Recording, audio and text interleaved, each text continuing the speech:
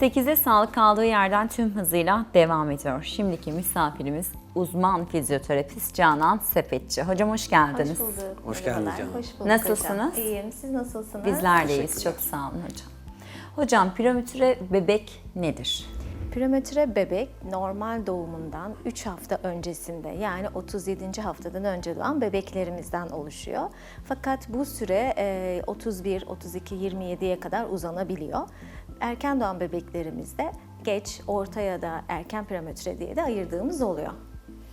Peki bu prematüre bebek gelişiminde nelere dikkat etmek lazım? Orta, yüksek ya da erken prematüreye göre ayrılıyor aslında. 25. haftadan sonra doğan bebeklerde özellikle tıbbi bakımına çok dikkat etmek gerekiyor. Bu bebeklerimiz doğum ağırlığına göre belirli sürede küvezde kalıyorlar. Burada tıbbi bakımdan sonra çeşitli izlem, erken müdahaleye dahil oluyorlar. Orta ya da geç prematüre 37. haftaya kadar doğan bebekler evlerine taburcu olabiliyorlar. Burada da yine çocuk uzmanları, nöroloji doktorları tarafından önce tıbbi izleme, sonrasında gerekli nörolojik izlemine bakmak gerekiyor. Hocam peki prematüre bebek doğumdan sonra yani gözlemi nasıl olmalı? Takibi nasıl olmalı? Yoğun bakımdaysa eğer bebeğimiz zaten yoğun bakım yeni doğan uzmanları onların tıbbi bakımlarını yapabiliyorlar. Ne zaman ki bir fizyoterapi desteği isterlerse bizler orada fizyoterapist olarak küvezde dahi bebeğimize müdahale edebiliyoruz. Bu müdahaleler orada pozisyonlamayla başlıyor. Çünkü bebeğimiz henüz fleksiyon dediğimiz tam kapanma ayını anne karnında tamamlayamadan doğduğu için çeşitli sıkıntılı durumlarla doğabiliyorlar. Biz bunları küvezde tamamlamak durumundayız. Kuş yuvası dediğimiz pozisyonlamalarla bebeğe anne karnı hissini vermek durumundayız ki bebeğimiz normal takvim yaşını yakaladığında herhangi bir nörolojik bulgu ya da daha az nörolojik bulguyla hayatına devam etsin diye. Peki burada erken müdahalenin bir önemi var mı? Elbette hocam, çünkü bebeğimiz 37. haftadan önce doğan bir bebeğimiz ne kadar erken doğarsa o kadar yoğun komplikasyonla dünyaya geliyor aslında. Ama biz 37. haftada dahi de olsa bebeğimiz mutlaka görmek istiyoruz.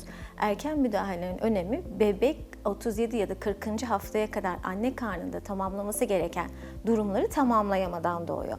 Ve biz erken müdahaleyle bebeğimizin fiziksel, duygusal, sosyal, iletişimsel tüm bize düşen görevlerimizi bebeğimize hissettirmek durumunda kalıyoruz. Peki hocam prematüre bebeklerde fizyoterapi süreci, programlaması nasıl oluyor? Küvezde başlıyoruz aslında pozisyonlamalarla. Fakat bebeğimiz eve geldikten sonra asıl fizyoterapi programına dönüyor. Hem ailenin tutuşu, ailenin pozisyonlaması, bebeğe hissettireceği duysal girdiler, ailenin, anne babanın işbirliği içinde olması, bunlar tamamıyla fizyoterapi programımızın içinde oluyor. Bizim klinikte yaptığımız bazı özel testlerimiz var. Biz bebeğimizi herhangi normal spontan hareketleriyle birlikte 15-20 dakikalık izlediğimiz video kayıtlarımız var.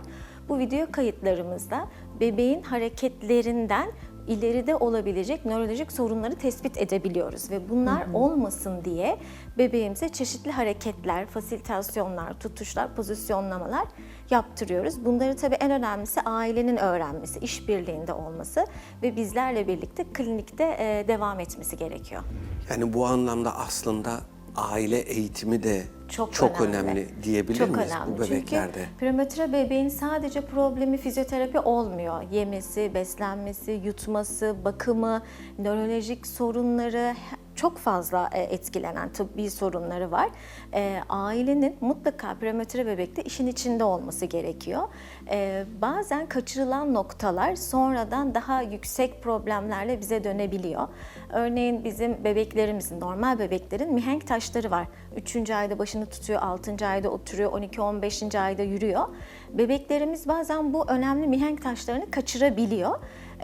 Bize döndüklerinde, ne kadar geç ay olarak döndüklerinde bizim programımız o kadar uzayabiliyor. O yüzden aile en başta bebeğin normal gelişiminin eğitimini almak durumunda, bebeğini evde izlemesi durumunda. Örneğin 6 ay olmuş hala oturmamış bir bebeğimizi maksimum 7-8. aya kadar bekleyebiliriz.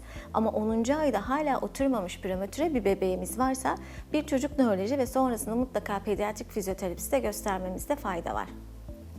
Peki böyle bir prematüre bebek olduğu zaman hani takip açısından soruyorum. sizin anladığım kadarıyla işiniz çok uzun zaman devam ediyor. Bu aile eğitimini belli aralıklarla kontrol ediyorsunuz diyebilir miyiz? Aile eğitimi aslında bebek doğduğu andan itibaren başlıyor. Annenin bebekle olan güvenli bağını kurmakla başlıyor. Anne babanın yeni bir dünyaya açılmak durumunda kalıyorlar. Hiç hazırladıkları bir plan olmuyor çünkü minnacık kiloda bir bebek, bakımı zor olan bir bebek, belki tıbbi problemleri olan bir bebekle karşılaşıyorlar. Önce ailenin bebeğin bakımını ve tıbbi durumunu kontrol etmeyi öğrenmeleri gerekiyor. Bazen bebeklerimiz beyin kanamasıyla doğabiliyorlar. Çok küçük ayda doğan bebeklerimiz.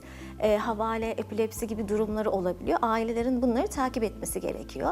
Bunun haricinde var olan hareketlerini takip ettikten sonra bizlere referans olmaları gerekiyor, rehber olmaları gerekiyor. Peki bebek uygun rehabilitasyonu almadığı zaman ne oluyor? Şimdi biz prematüre bebekleri kendi yaşıyla değil, düzeltilmiş yaşlarıyla takip ederiz. Bir bebek ne kadar erken doğduysa, örneğin 2 ay erken doğdu, biz onu kronolojik yaşının üzerine koyarız. 6 aylık bir prematüre bebek ama 2 ay erken doğmuş, düzeltilmiş yaşı 8 ay. 8 aylık bir bebek oturmasına kadar bekleriz. Oturmadı, bize fizyoterapi programına geldi. Biz onu yaşıtlarını yakalamaya çalışırız. Dolayısıyla ne kadar erken başlanırsa yaşıtları normal bebeğin gelişimine o kadar hızlı yakalarız. Ama 8. ayda gelmedi bize bebeğimiz, 12. ayda geldi. Zaten orada 4 ayımız kayıp. 12. ayda yürümesini beklediğimiz bebeğe biz hala oturmayı öğretmeye çalışırız. Bu sadece fiziksel gelişim kaybı olmaz. Bebeğimizin sosyal duygusal gelişim kaybı olur. Oturarak ya da ayakta deneyimleyeceği ve öğreneceği kendisinin zihinsel gelişimi var. Zihinsel gelişiminde bir kayıp olur, sosyal gelişiminde kayıp olur. Çok fazla birbirini tetikleyen kayıplarımız olabilir. O nedenle erken müdahaleyi çok önemsiyoruz. Bu anlamda bebekler size hastanelerden mi yönlendiriliyor yoksa tesadüfen aileler mi fark ediyorlar bu işi? Aslında şu anda teknolojinin gelişmesiyle prematüre bebeklerin yaşama şansı çok yüksek. Kaçıncı ayda doğarsa doğsun. Yaşatılan bebekler doktorlarımız tarafından pediatrik fizyoterapi önerilip yönlendirilebiliyor. Veya 37. haftadan sonra eğer doğum ağırlığı da 2,5 kilonun üzerindeyse bebekler küveze girmeden taburcu edilebiliyor. Herhangi bir sağlık problemi yoksa. Burada ailenin çok önemi var. Aile bebeğini izleyecek. Aile bebeğinin normal motor gelişiminde aksaklık olduğunda çocuk nöroloji doktoruna gidecek. Çocuk nöroloji doktorlarımız eğer evde izlenme ya da rehabilitasyon önerirse aileler yine bize başvuracaklar. Bu rehabilitasyon programı yani sizin de anlattığınız kadarıyla sadece sizin klinikte yaptığınız bir şey değil, aynı zamanda aileyi eğittiğiniz, dolayısıyla Evet. evin içinde de devam Evet. eden bir şey. Ekipman gerektiriyor mu? Yani ailelerin bir takım, eminim merak edenler oluyordur. Evet. Eve bir şeyler almaları, bununla ilgili bir çaba sarf etmeleri gerekiyor mu? Bizim rehabilitasyonda aileye düşen görevin en önemli parçası zenginleştirilmiş çevre. Biz bunu çok istiyoruz bebeklerde. Birinci istemediğimiz durum da ailenin, anne babanın kendini terapist gibi görmesi. Anne baba kendini anne baba gibi görecek. Bu uzun süreçli bir yol. Eğer anne baba kendisini terapist gibi görüp 3 aylık bir bebeğe fizyoterapi seansı geldi, 1 saat yapmak zorundayım diye bebeği ve kendisini strese sokarsa bu bizim rehabilitasyon programımızı oldukça etkiliyor. Bizim programımız bebeğin 24 saatine yayılıyor. Bakımı, altını alırken bile tutuşu, uyuturkenki pozisyonu, annenin ya da babanın bebeği taşırkenki pozisyonu. Bebek biraz daha büyüyüp oyun çağına geldiği zaman karşılıklı etkileşim temelli oyunlar. Burada ailelerin alacağı şeyler zenginleştirilmiş çevre dediğimiz her türlü ekipmanlar. Bu normal bebeklerimizde. Eğer nörolojik bir durum, serebral palsi gibi nörolojik bir durumumuz ortaya çıktıysa burada bebeğe özel bizim ekipmanlarımız var. Belki bir AFO dediğimiz ayakkabı, belki bir ayakta durma sehpası, belki bir oturma minderi. Bunlar fizyoterapistin bebeğe özel uyguladığı cihaz ve adaptasyonlar. Her prematüre bebek bunları kullanacak mı? Elbette değil. Eğer bizim bahsettiğim klinik testimizde, bebeğimizde ileride çıkabilecek bir nörolojik problem keşfedersek bunu erkenden de uygulayabiliyoruz. Örneğin pozisyonlamadaki afolarımızı ya da minderlerimizi uygulayabiliyoruz ama her bebeğimize uygulanacak bir durumumuz değil. Hocam çok teşekkür ederiz. İyi ki geldiniz. Yine çok faydalı bilgiler verdiniz bizlere. Biz teşekkür ederiz. Ağzına sağlık. Teşekkür Canan Hanım. ederiz.